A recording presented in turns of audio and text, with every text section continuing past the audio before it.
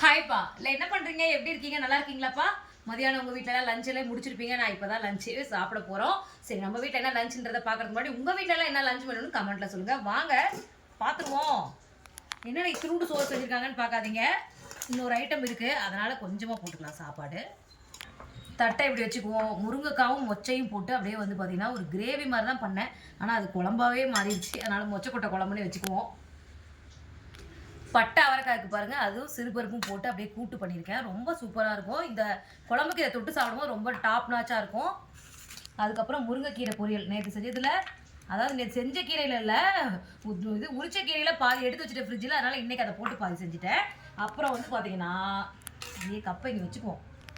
தலைன்னு தயிர் சாதம் பண்ணிட்டேன். கொஞ்சம் மாதுளம் பழம் போட்டு, எனக்கு என்னமோ இன்றைக்கி தயிர் சாதம் சாப்பிடணும் போல் ஆசையாக இருந்தது.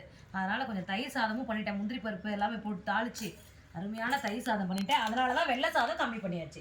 ஸோ பார்க்குறதுக்கே ஒரு கலர்ஃபுல்லான மீல்ஸாக இருக்குது. உங்களுக்கு இந்த மாதிரி மீல்ஸ்லாம் பிடிக்குமான்னு கமெண்ட்டில் சொல்லுங்கள். வாங்க சாப்பிடலாம்.